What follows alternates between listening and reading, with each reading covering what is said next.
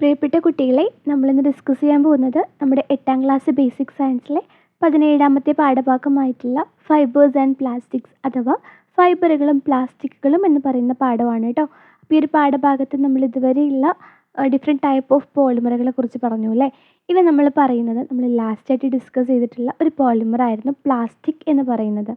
ഈ ഒരു പ്ലാസ്റ്റിക് എന്ന് പറയുന്നത് തുടക്കകാലങ്ങളിൽ നമ്മൾ കണ്ടെത്തിയ സമയത്ത് ഭയങ്കര ഒരു അത്ഭുതമായിരുന്നു. കാരണം ഒരുപാട് ഷേപ്സിലോട്ട് നമുക്ക് മാറ്റാൻ പറ്റും അല്ലേ.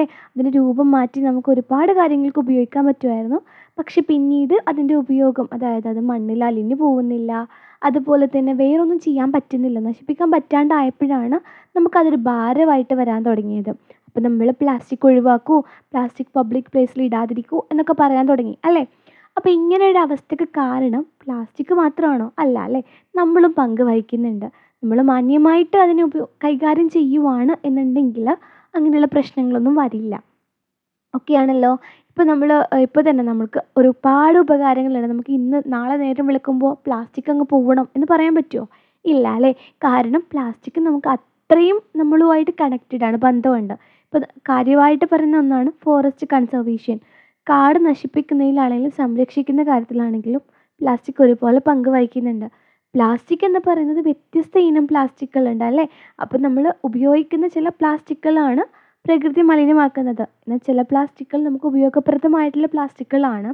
സോ ഫോറസ്റ്റ് കൺസർവേഷനിൽ പ്ലാസ്റ്റിക് നല്ല പങ്ക് വഹിക്കുന്നുണ്ട്. പിന്നെ അതുപോലെ തന്നെ വീട്ടുപകരണം, ഗൃഹോപകരണങ്ങൾ അല്ലെങ്കിൽ ഹൗസ് ഹോൾഡ് യൂട്ടിലിറ്റിയിലും ചില കാര്യങ്ങൾ വെച്ച് നോക്കുകയാണെന്നെങ്കിൽ പ്ലാസ്റ്റിക് ഒരു വേണ്ടാത്ത സംഭവമാണ്. കാരണം ഇപ്പോൾ നമ്മൾ ഒരുപാട് മാർക്കറ്റിൽ നിന്ന് പ്രൊഡക്ട്സ് മേടിക്കുമ്പോൾ ഈ ഒരു പ്ലാസ്റ്റിക് കവറുകൾ മേടിച്ചുകൊണ്ട് വരിക, നമ്മളത് കൊണ്ട് നമ്മുടെ അടുപ്പിലോ അല്ലെങ്കിൽ എവിടെയോ കൊണ്ടുവച്ച് അത് കത്തിക്കുക, അതിൻ്റെ ആ ഒരു പുറത്തോട്ട് വരുന്ന ഗ്യാസ് ശ്വസിക്കുക, അല്ലെങ്കിൽ ഫുഡ് പാർട്ടിക്കിൾസിലോട്ട് ആ ഒരു ഗ്യാസ് എത്തുക എന്നൊക്കെ പറയുന്നത് ഭയങ്കര മോശമായിട്ടുള്ള കാര്യമാണ്. പക്ഷേ നമ്മൾ വേറെയും നല്ല കാര്യങ്ങളുണ്ട്. നമുക്ക് ഒരുപാട് റിയാക്റ്റൻസ് ഒന്നും ഇല്ലാത്ത ആളുകളെ, ചില പ്രൊഡക്ട്സ് ഉണ്ടാവുമല്ലോ നമ്മൾ കിച്ചണിൽ ഉപയോഗിക്കുന്നത്, അവരൊക്കെ നമുക്ക് അടുക്കളയിൽ നല്ല സേഫായിട്ട് പ്ലാസ്റ്റിക് ബോട്ടിലുകളിൽ ഇട്ട് വെക്കാം. അതുപോലെ തന്നെ നമുക്ക് ഇതുപോലെ പാത്രങ്ങളുടെ പിടികൾ അല്ലെങ്കിൽ യൂട്ടൻസിൽസുകളൊക്കെ നമുക്ക് നിർമ്മിക്കാൻ വേണ്ടി ഉപയോഗിക്കാം എന്ന് പറയുന്ന ഉപയോഗങ്ങളുണ്ടെങ്കിൽ പോലും ഉപദ്രവവും ഉണ്ട്. പിന്നെ അതുപോലെ ഹെൽത്ത് കെയറിൽ ഇപ്പോൾ നമ്മൾ സിറിഞ്ച് അതുപോലെയുള്ള സംഭവങ്ങളൊക്കെ ഉണ്ടാക്കുന്നത് എന്തുകൊണ്ടാണ് മക്കളെ? പ്ലാസ്റ്റിക് കൊണ്ടാണ് അല്ലേ. അപ്പോൾ അതൊരു ഉപയോഗമാണ്.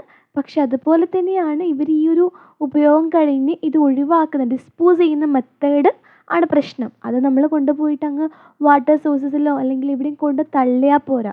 നല്ല പോലെ നമ്മൾ റീസൈക്കിൾ ചെയ്യണം, അല്ലെങ്കിൽ വീണ്ടും ഉപയോഗിക്കാൻ പറ്റുന്ന രൂപത്തിലോ അല്ലെങ്കിൽ നമ്മളെ പ്രകൃതിക്ക് ദോഷം വരാത്ത രൂപത്തിൽ അതിനെ ഡിസ്പോസ് ചെയ്യണം.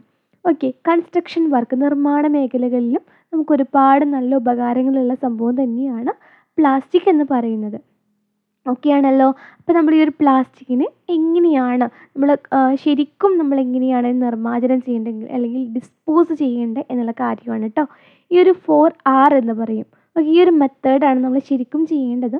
ആദ്യമായിട്ട് നമ്മൾ യൂസ് കുറയ്ക്കുക, റെഡ്യൂസ് ചെയ്യുക, അതായത് നമ്മൾ ഇതിൻ്റെ ഉപയോഗം കുറയ്ക്കുക എന്നുള്ളതാണ്. രണ്ടാമത്തേത്, ഇപ്പോൾ നമ്മൾ ഷോപ്പുകളിലൊക്കെ പോകുമ്പോൾ വെറുതെ അവർ ആ ഒരു 2-3 വെള്ളരിയോ എന്തെങ്കിലും ആ ഒരു പ്ലാസ്റ്റിക് കവറിലിട്ട് തരുന്നതിന് പകരം നമ്മൾ തുണിസഞ്ചി കൊണ്ടുപോയിട്ട് അതിൽ മേടിച്ചുകൊണ്ട് വന്നാൽ നമുക്ക് ആ ഒരു കവർ വേണ്ടാന്ന് പറയാം. അങ്ങനെ റെഫ്യൂസ് ചെയ്യാം, വേണ്ടാന്ന് പറയാം.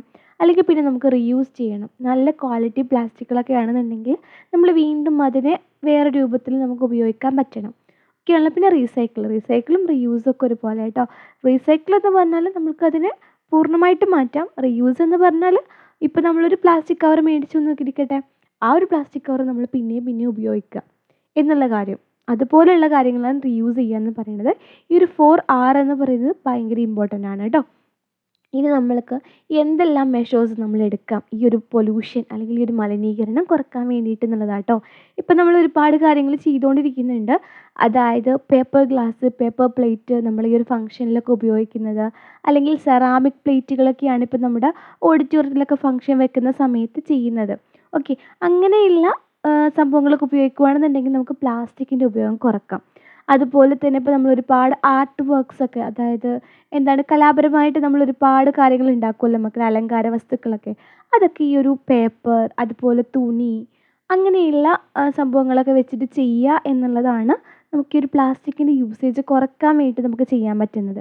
ഓക്കെയാണല്ലോ. ഇനി നമുക്ക് ഈ റീയൂസ് ചെയ്യുക അല്ലെങ്കിൽ റീസൈക്കിൾ ചെയ്യുക എന്ന് പറഞ്ഞല്ലോ. അത് നമുക്ക് വ്യത്യസ്ത ഇനം പ്ലാസ്റ്റിക്കുകളുണ്ട് കേട്ടോ മക്കളെ.